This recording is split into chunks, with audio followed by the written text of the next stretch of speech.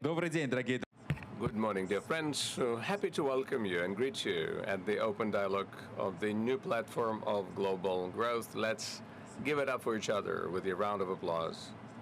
It's great that you're here today in the National Center Russia, because the topics that we're going to raise today and have been raising all these days are very important. We've been talking about the global mega trends, and we're trying to design a new platform for the future development of the entire world and our country. And if this is something that resonates with you, let's give it up for each other. I'm sure it's something that resonates with everyone.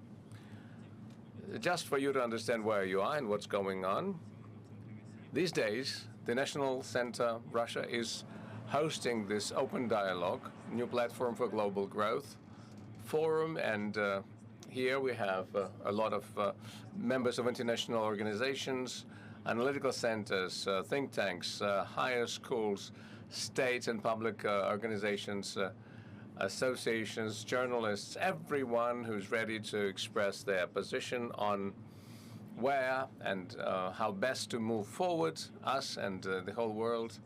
And these are the people that are translating, broadcasting that position for us here, and this is all based on the international contest of essayists, and we got more than 1,638 essays, and this is something that deserves a round of applause, I'm sure. And I'm sure there are essayists here in this room. Hello, dear friends. If you are the essayist, please raise your hands. We would like to give you a round of applause. And if you haven't yet applauded them, just do that. And 502 essays, about 1/3, are students' essays. We understand that the younger generation is, of course, thinking about what kind of world they're going to be in just a few decades. And today, the open dialogue is becoming that environment, that platform where the voice of young people is going to be taken into account, so that we could continue discussing those megatrends. We're going to be asking questions about those megatrends of an individual who knows a lot about them. We expect you to be active. We expect you to show interest. And Campfire, just to remind you, is a platform that requires you to ask a question so that it can lead to a substantial answer leading on to the next topic or the next question. You may not even know about it. And when you plan your questions, please think about where, in which direction that discussion is going to take us with your question. And one important rule of the Campfire, and just of the business etiquette, whenever you ask a question, please introduce yourself. Provide your name, educational institution, if you are in the mood to introduce your university, and please stand up when you ask a question so that all members of the audience could see you, including, of course, the camera people, so that they could see that individual who's asking the question. If that's the deal, let's give it up for each other. We are ready to begin this event. Once again, welcome to the Campfire. This is open dialogue. And as part of our today's session, you are going to be the ones who will be asking questions about the economy, technology, and tools that make our future happy for all individuals on this planet. And the answers will be provided by Maxim Oreshkin. Please give it up for him.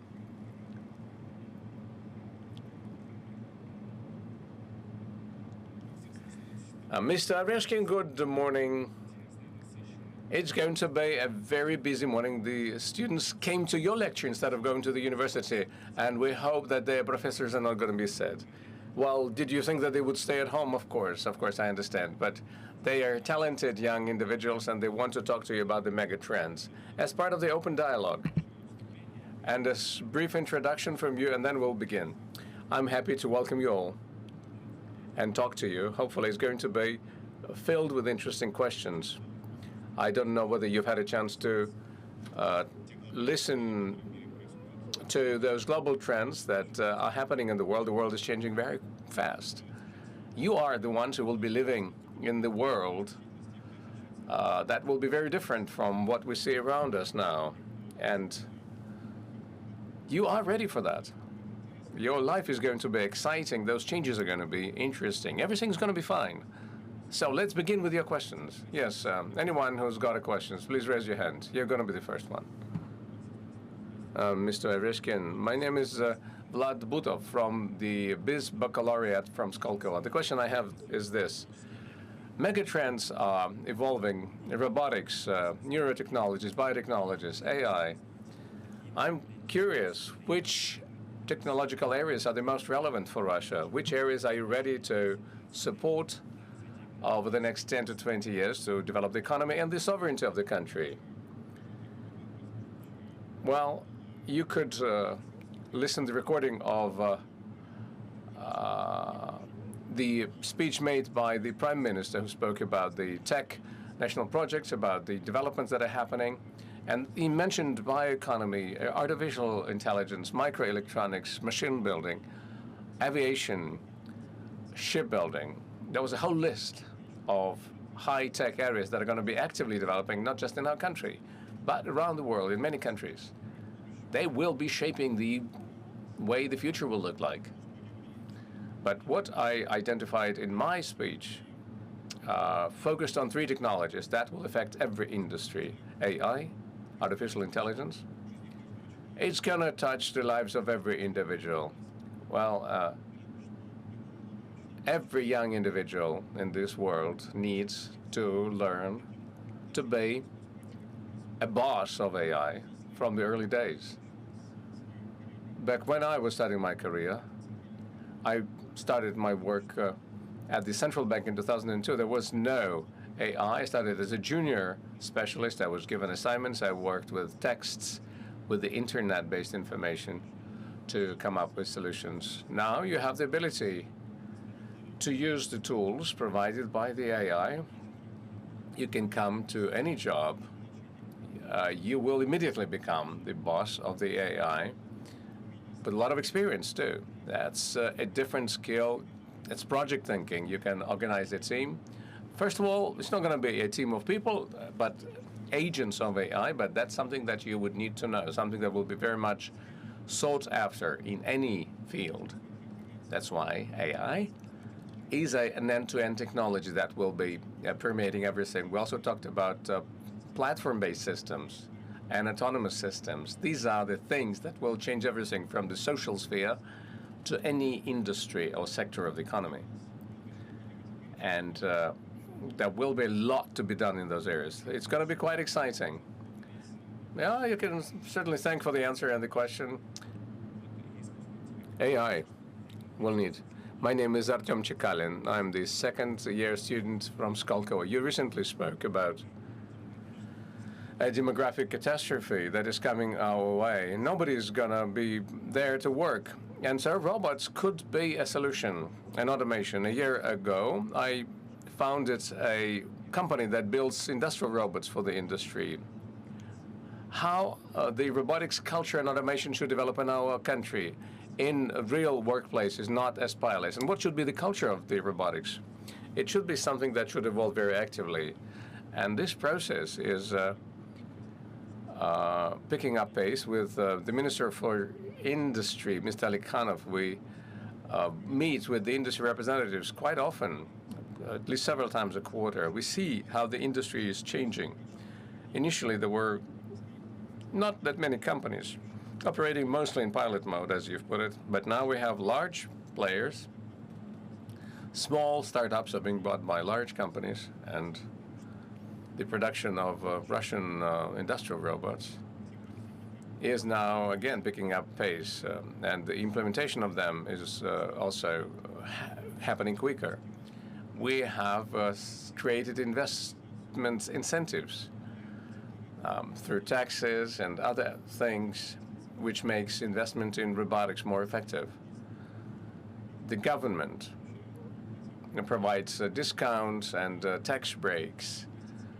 And so investment in robotics is probably the right moment for that. these are the processes that are only, gaining momentum. And of course, China is well ahead in that regard, but their demographic issues are even more serious than here. And in that sense, China is acting proactively through robotics and through improving labor efficiency.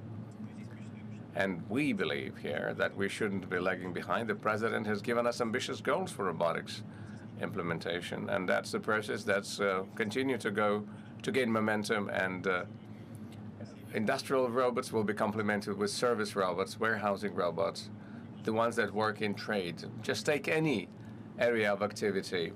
One way or another, autonomous systems will be everywhere. UAVs, self-driving systems, robots in industry,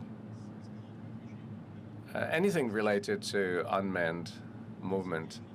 These are all intersecting areas. AI is also present, and that includes machine vision and learning. And you move from using algorithms based on generative models to something more extensive. And given the demographics around the world, which is typical not just for Russia or China, this should be one of the key solutions that would ensure that the older generation will have a decent living standard, given these trends. The next question, please. Let's go there. Good morning. My name is Maria Andrievskaya. I'm also from the Business School of Skolkovo. You speak a lot about automation and about how this should be implemented in all companies, agentic in AI, and how it will replace intellectual work. But in education, for many years, we have been basically using templates. So we had similar textbooks, similar tests, and so the school and university education system needs to adapt to the new conditions, to the use of AI. And so the question I have is, which measures are going to be taken in the education field, how the education field is going to adapt to what's happening? If we're talking about the template-based approach, I think ChatGPT has this approach. It gives template-based answers to people. It wouldn't provide the same answer to the same question twice because of its architecture, but people are no longer searching in a search engine anymore. Instead of getting several links that you would have to analyze, you get a single answer from the AI assistant. And that narrows down that window of getting information. You get an excerpt, an abstract, and you cannot develop your own analytical skills that way. But as for the education system, I think it should undergo a change. I said a few things about that. So we need to move to platform-based systems. So where data of the ones who are developing, I wouldn't even use the word students, and that applies to school education, vocational education, tertiary education. People should learn throughout their lives, develop their cognitive abilities, physical abilities, thinking abilities. All of that will have to be managed through a single platform, and we see that AI and the full set of data about a man can be analyzed to identify what are the weaknesses, what are the strong points, what can be done to get better, and what can be done to achieve a goal. That's the approach that is going to permeate people's lives, and not just the educational system. And the educational system will be just an element of that, similar to how we do it in medicine. In the past, medicine was about treating people, but now it's about managing people's health, and that's a much broader notion. So that involves a change in behavior and finding risks early and countering those risks. And education will move away from learning to developing one's abilities and talents. That's going to be the qualitative change. No system of education is ready for that, either in Russia or elsewhere. Generative AI models are only 3 years old, by and large. So, but that's a tool that is evolving at a pace. And in the early 2020s, there were no such tools available. Now they are everywhere. And the education is a conservative system because a lot is based there on using people's knowledge, and people do not change that quickly. So this change is going to be happening very quickly.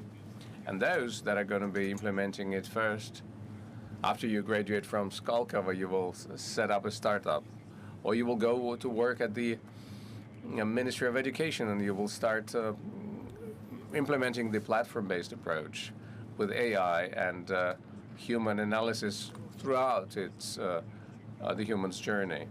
And if you do that, you don't need to take tests or give tests.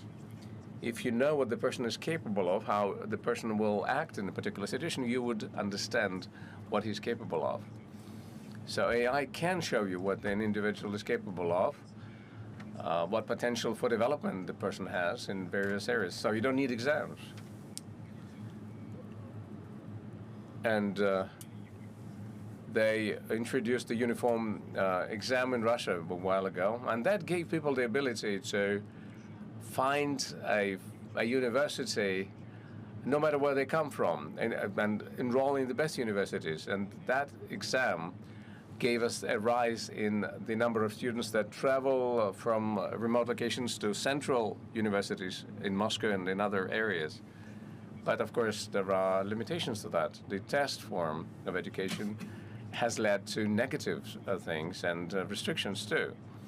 With AI, you can have an oral exam that will be given by AI, not a teacher, because you're not going to be able to cheat. You're not going to be able to, write off anyone. It will be looking at you, will be analyzing all information about you in real time, and analyze how you are reasoning, how you are arriving at certain conclusions, how deep your knowledge is in a particular field.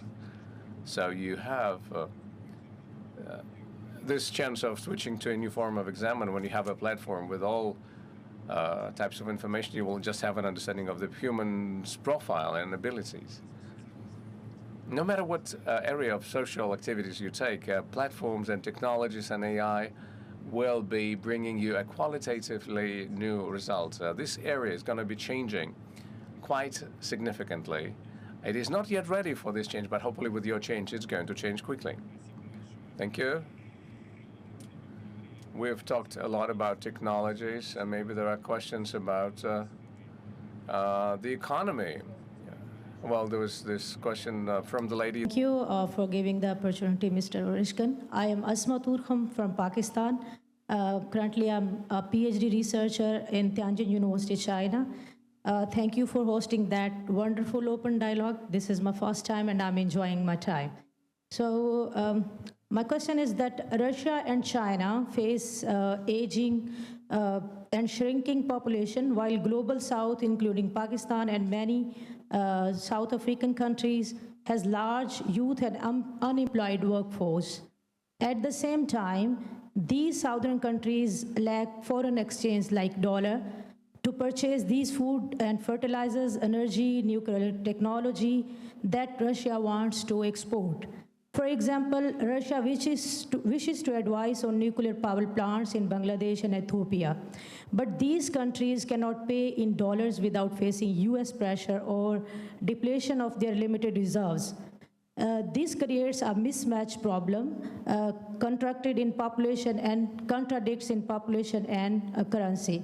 So I have two questions. Number one, how can Russia and the global South solve this population currency mismatch?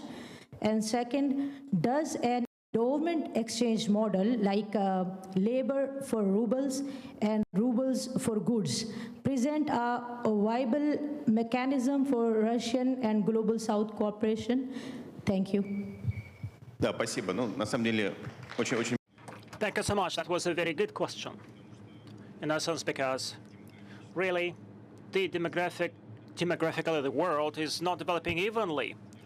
when we look at the aggregate decrease in the birth rate of the overall number of people living on planet, we see that the changes are taking place gradually but structurally.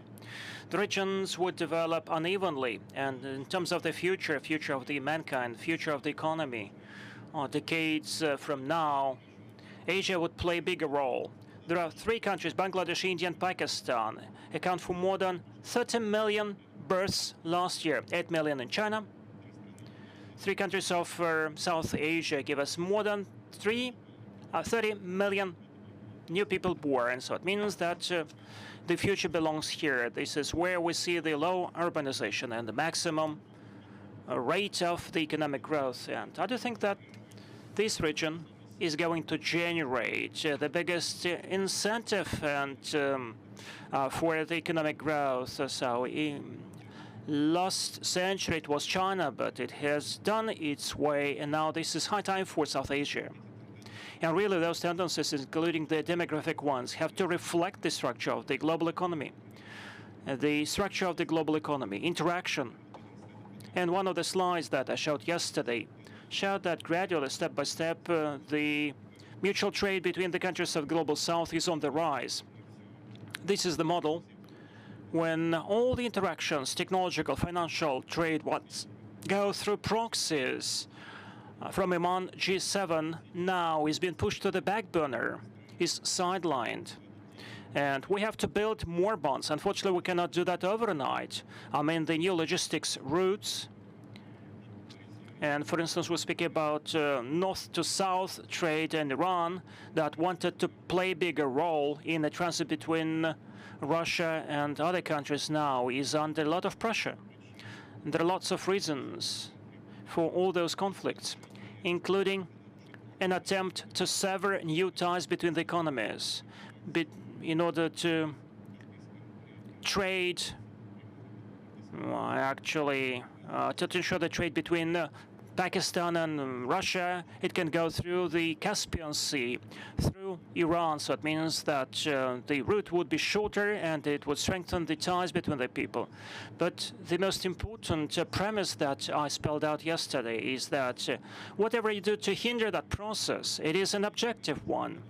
And the bonds between our countries, Pakistan and Russia, Pakistan and China, would be on the rise. This process is inevitable. There would be new financial instruments emerging that would replace too expensive and too restricted instruments proposed by the West. Yesterday I showed a slide that the American financial system costs the world about 2% of the global GDP. So it means that the whole world is just feeding the American banks without getting any profit from that. Only sanctions and economic restrictions. Step by step, that would result in an inevitable process that would be accompanied by volatility, military conflicts. The world is changing structurally. Demography, this is one of the factors, one of the reasons that is underlying this process. And with such high birth rates like in South Asia is going to be the center of gravity, and most of the routes would go through and to South Asia. And these processes actually are inevitable, and they would go on. Thank you. Let me complement something to what's been said. For your comprehensive answer, and I have a follow-up question on your answer. As you mentioned, Pakistan's 60% population is under the age of 30, and which is that is 140 million people, young people. So based on your answer, my follow-up question is that is an endowment exchange model, as you just mentioned, that the Western model or US model is under pressure and they just take money from us as a sort of tax. So labor for rubles and ruble for goods, a workable solution to this population currencies mismatch?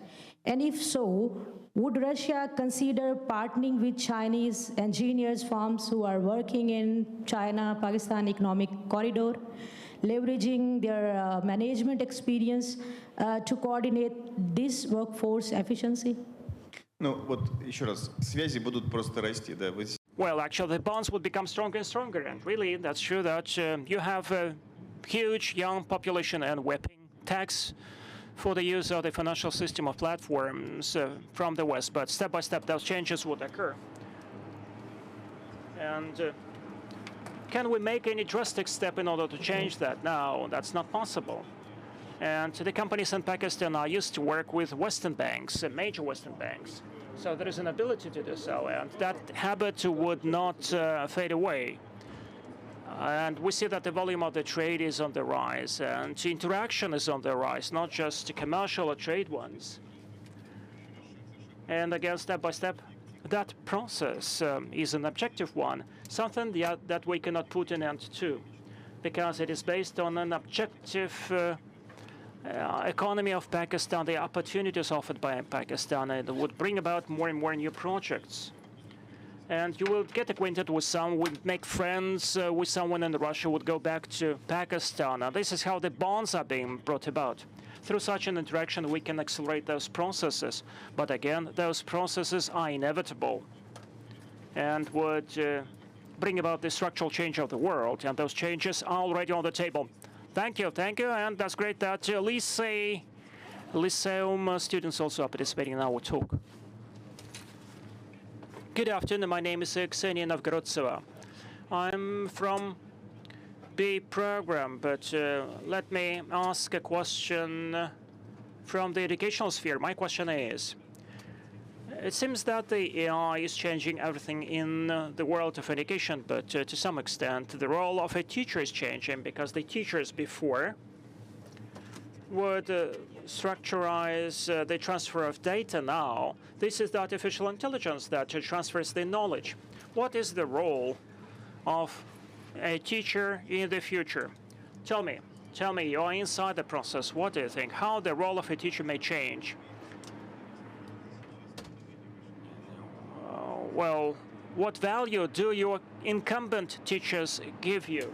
It seems that teachers, to some extent, are adapting the information for us.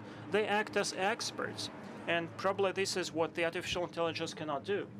But as a stakeholder of that process, I understand that sometimes some things throughout the education are delegated over to the artificial intelligence, and it may undermine my cognitive structure in future. And in essence, this is what education is all about.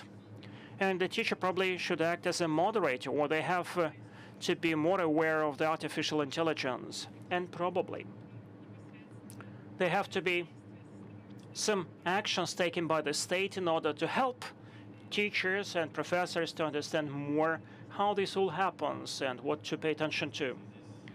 Well, look, teachers are not alone in that process, because that process concerns everyone, not just in Russia, but on planet Earth. Let me repeat again, generative AI is just 3 years old. No one, well, that's the technology that changes, and over years' time it becomes different. And the latest tendency is about AI agents, something that we didn't know about last year. So everything changes very fast. We have to react and to invent something from scratch. And this is totally new for teachers and for other social sphere workers. But what I may mention, I said the social sphere is very conservative. Healthcare is conservative. Education is conservative. But in essence, the changes that are taking place, they have an end-to-end nature. It means that you can be advised by what is going on in the area of finances or healthcare, how the role of a financier is changing, or a credit manager is changing, or a doctor is changing. Look at the Moscow system of healthcare. Traditionally, a doctor, this is the one who would analyze the data about the patient, and his ultimate objective is to make a diagnosis. But now, those functions would be done by the AI. It becomes an aid, and the doctor works in close cooperation with the AI. The same would be true for the artificial intelligence. Just as you said that artificial intelligence can give you knowledge about something in a structured way, in a concise way, but the AI may provide you the same information, so it means, or about you, to the teacher. So it means that the professor, the teacher, would learn everything about you, would understand immediately the specificities of your nature, of your character, whether you were lazy somewhere, or you actually showcased some persistence. So, and again, a teacher would work in close coordination with the AI. And the teacher would act as a tutor, talking directly to you, no longer being just a tool to transfer knowledge.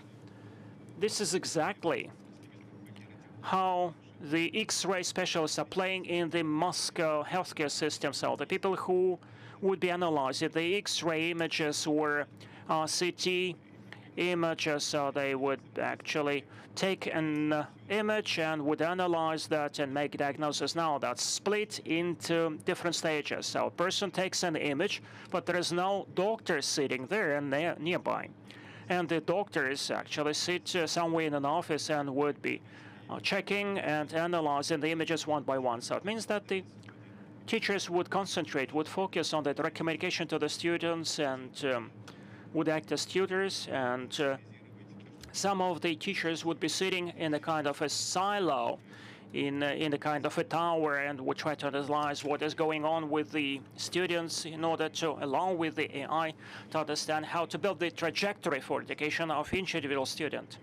And again, you can be advised by what is going on in the adjacent industries, but no one knows what those changes may result in. It depends on the teachers, on the students. Altogether, you'll be finding those right types of interaction. But for sure, the education 5 to 10 years from now would be totally different in terms of quality. Thank you so much. Let's pass the mic to the backbenchers.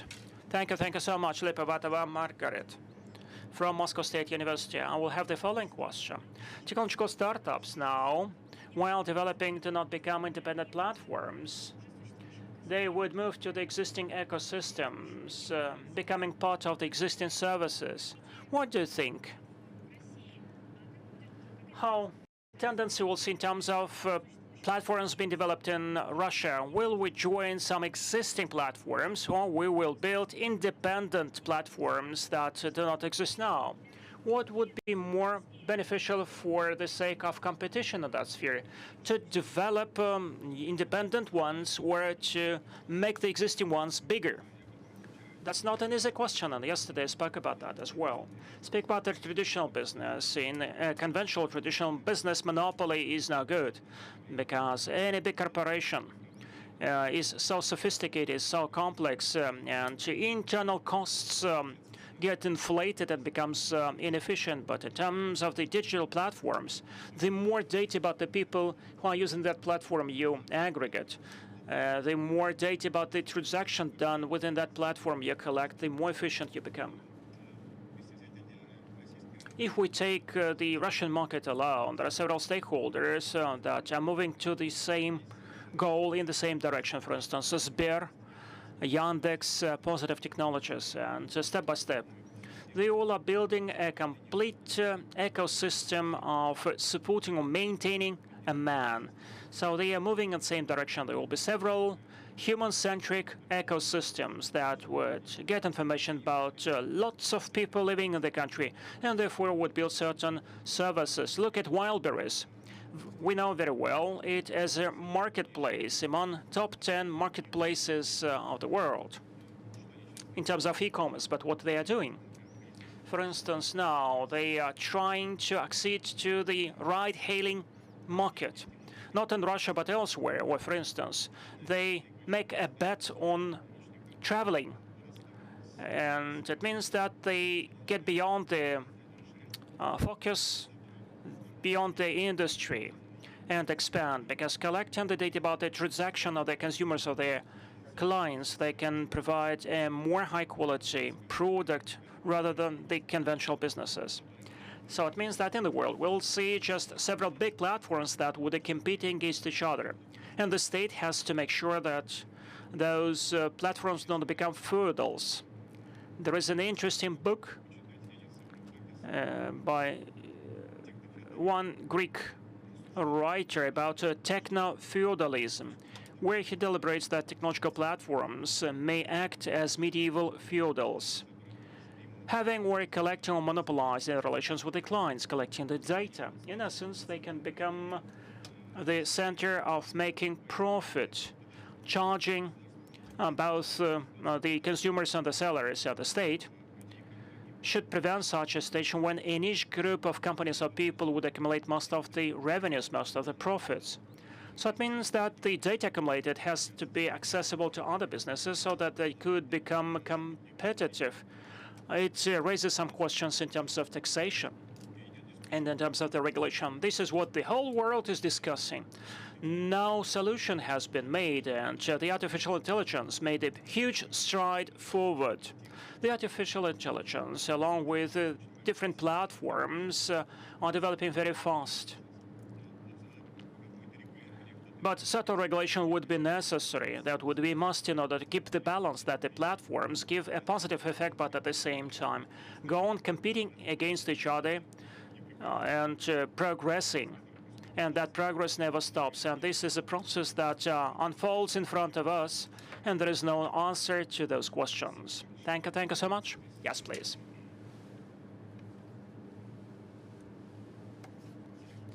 Terekin Maxim from Global Processes Department.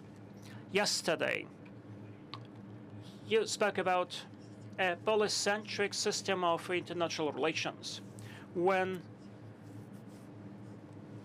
it would be China, India, the United States, and Russia becoming independent centers of gravity. Also, you spoke about the connector countries, and you spoke about platformization. Hence is my practical question for a technological entrepreneur in Russia. How technological entrepreneurs should perceive foreign markets beyond Russia and the CIS countries? Does Russia see it possible that the Russian digital platforms may accede to the international markets? Is it our economic priority? Yesterday I said that our digital platforms that are already go abroad, Yandex, for instance, is working in more than 35 countries of the world. And this is our digital platform that is operational in 20% of the countries worldwide.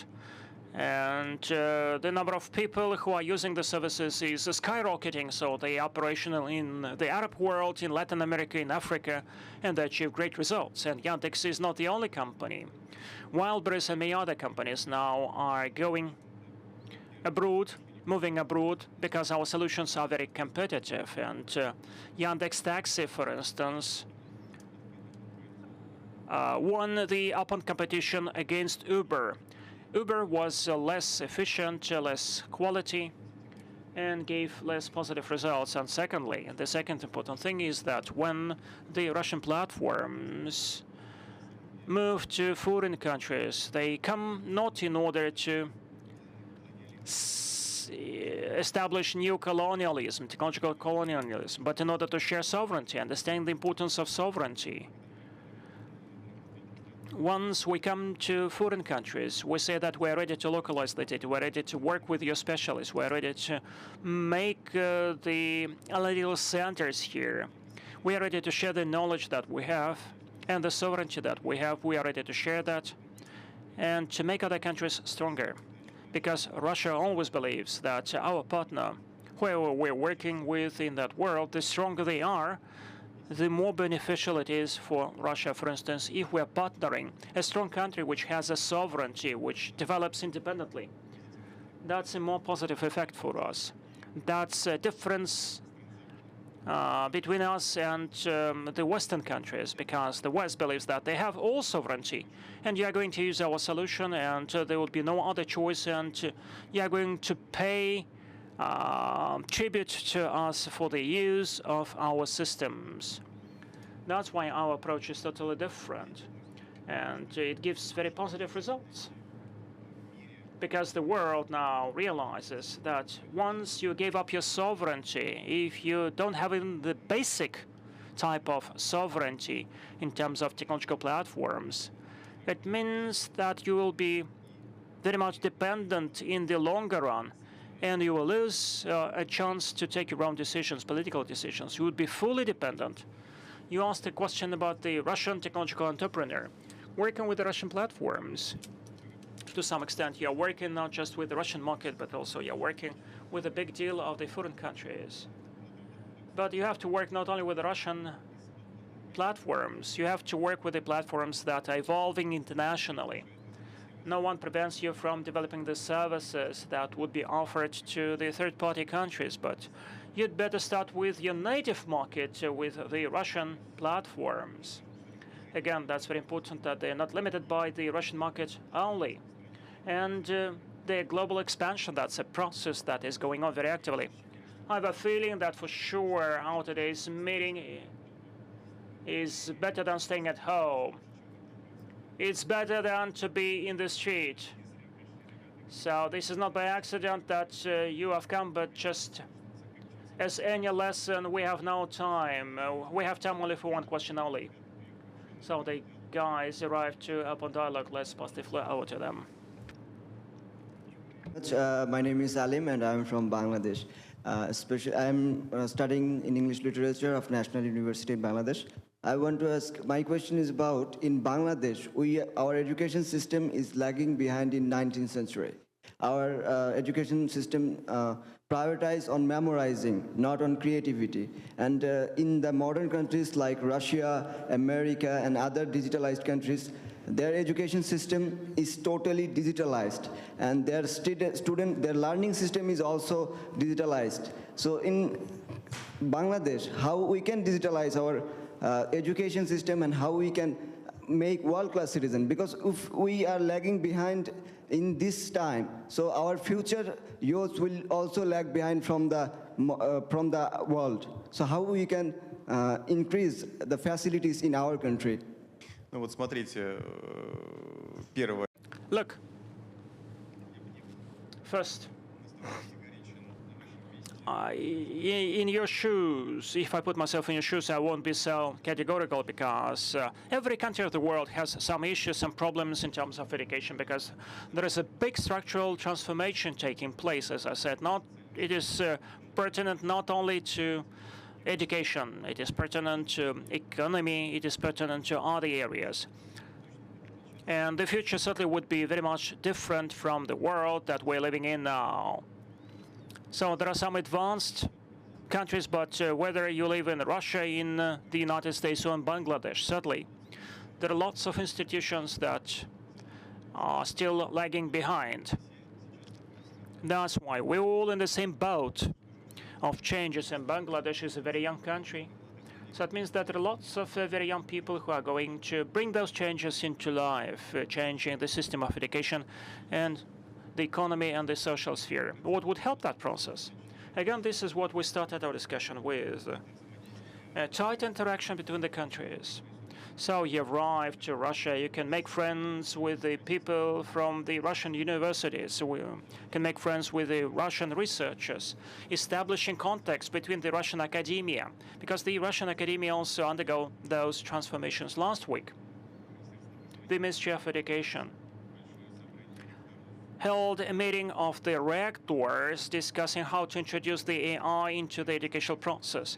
And that's a very painful process, because the pace of changes is unprecedented in the human history. So we are used to the fact that something is invented and it would be implemented just step by step, decade long. But now the mankind has made such a bet on the artificial intelligence, investing so heavily into that this technology evolves in enormous strides and would pay back very, very soon. Altogether, we have to implement joint projects.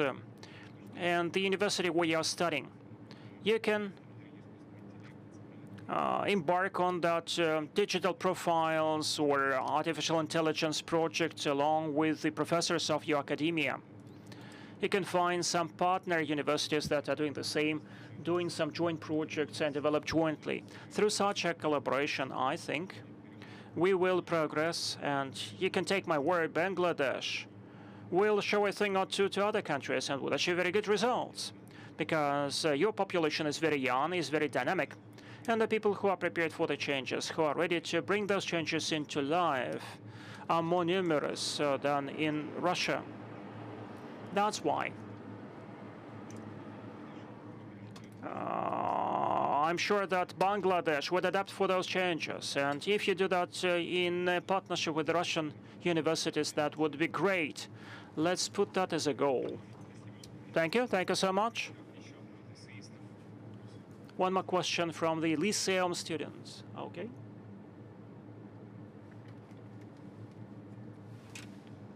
Thank you so much.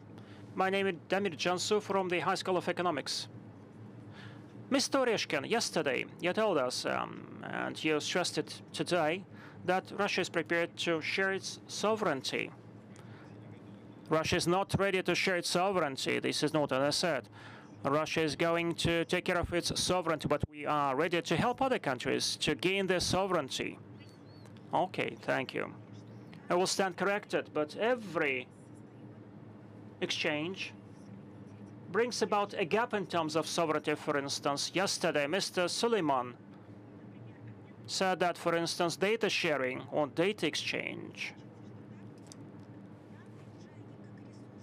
it means that the data, that's the oil of the 21st century, and it may deplete the Russian resources. That's why my question is, what would the boundaries of the digital sovereignty? We know that you, deputy head of the executive office of the president of Russia, is a man, a wolf to man in the digital age in the 21st century. Now, certainly not. We're not enemies. And Russia has always behaved like that. Russia, that's the only European country that has never had any colonies in Africa. Russia has never exploited anyone, has never colonized anyone. Anywhere Russia comes, it would bring about joint development and knowledge and cooperation. And we celebrate it when our partners become stronger, when they develop, when they become independent. Because only through such joint development, a Russian man may be happy. So we have the word justice or справедливость in the Russian language. And, well, actually, the interpreters who interpret that into English probably would find it difficult to interpret the word justice. So there is honesty. There are other analogs. But, well, the notion of justice in Russian is very much different. So we invite everyone to welcome aboard. Russia regrets it very much when its former partners do something against it. And we deplore that because we always want something positive, joint development, some good news. But good would always be the winner, and justice would be the winner in the strategy that Russia is choosing in the modern world is the only right and the only true in the longer run. If someone wants to exploit someone using other people's data, other countries' resources, that's policy. Would give you some benefits in the short run, but would be a defeat in the longer run. Russia is very confident about itself and is ready to work with everyone openly, sharing what we have accumulated and moving forward together. Let's take one more question to the lady who failed. My name is Kadyrov Svetlana from the Russian Economics University. Mr. Oreshkin, I'd like to express my gratitude to you for that very informative discussion. Thank you for the new opportunities, new knowledge that open up, thanks to the ideas that you have spelled out here. Let me express my idea. And this is an opinion that is shared by most of sitting here. I'm looking forward to attending another open dialogue. The future that we're speaking about now, this is the future in which we're going to live and develop. Mr. Oreshkin, in September, the city of Yekaterinburg would host the Festival of the Youth. Let us continue our open dialogue there. Really, that would be a remarkable event. And I do think that this is a recurring topic of today's discussion, the horizontal ties and contacts that would help us to move the world in the positive direction. I'd like to invite all of you, and we discussed that with the Lyceum students, but unfortunately not with everyone. And probably will not, we have no time to talk to everyone, but certainly I would like to invite all the young people who arrived for the open dialogue, all the essayists. I'd like to invite you to attend the youth festival would be hosted in Yekaterinburg in September. And those who failed to ask a question today, we can continue in a broader format that discussion in a couple of months in the city of Yekaterinburg. I hope that the weather would be more positive, would be nicer there rather than in Moscow. So the open dialogue would be over, and next week we'd start with the temperatures above 20 degrees centigrade. If you can, stay with us, and you will see nicer weather. But anyway, we're looking forward to see you in Yekaterinburg. I'm sure that it would be another quite interesting discussion. And this is a discussion that is not taking place between me and you, but this is about your networking. See you in Yekaterinburg. Thank you so much, Mr. Oreshkin.